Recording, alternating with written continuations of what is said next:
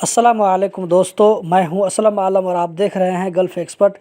दोस्तों, ministry of public health Qatar की जानिब से एक नोटिस जारी किया गया है। इस वीडियो में आप लोगों के साथ में यही शेयर करने वाला हूं, तो वीडियो के साथ लास्ट तक बने रहें ताकि आपको पूरी जानकारी मिल सके। ऐसा न हो कि आप वहां पर अपना पैसा खर्च करके जाएं और घूम कर वैसे ही वापस आएँ। दोस्तों, हुआ यह है कि अभी बहुत सारे लोग कतर नेशनल कन्वेंशन सेंटर में ऐसे ही चले जाते हैं। जाने से पहले न तो रजिस्ट्रेशन करवाते हैं और न ही उनके पास में वैक्सीन लेने का अपॉइंटमेंट होता है, जिसकी वजह से QNCC में रश बहुत ज़्यादा बढ़ गया है। आप तस्वीर में स्क्रीन पर देख सकते हैं कि लोग किस तरह गुत्थम गुत्था होकर लाइन में लगे हुए हैं। तो उनके लिए मिनिस्ट्री ऑफ पब्लिक हेल्थ की तरफ से कहा गया है कि बिना रजिस्ट्रेशन किए हुए, बिना बुलाए हुए आप वहां पर मत जाएं, क्योंकि आपको वैक्सीन नहीं मिलेगी।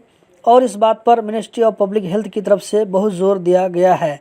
आपको मालूम होना चाहिए कि अभी कतर में एक जगह पर 5 से ज़्यादा लोगों को जमा होना मना है, इसीलिए भीड़ जमा होने की सूरत में इस रूल का वायलेशन होगा। कहीं ऐसा न हो कि आप इस वायलेशन की लिस्ट में आ जाएं, फिर आपको प्रॉब्लम हो सकता है। दूसरी बात यह है कि अब बिना अपॉइंटमेंट वालों को वैक्सीन नहीं मिलेगी, तो ऐसा न हो कि आप टैक्सी में वहां पर जाएं और बिना वैक्सीन लिए वापस आना पड़े।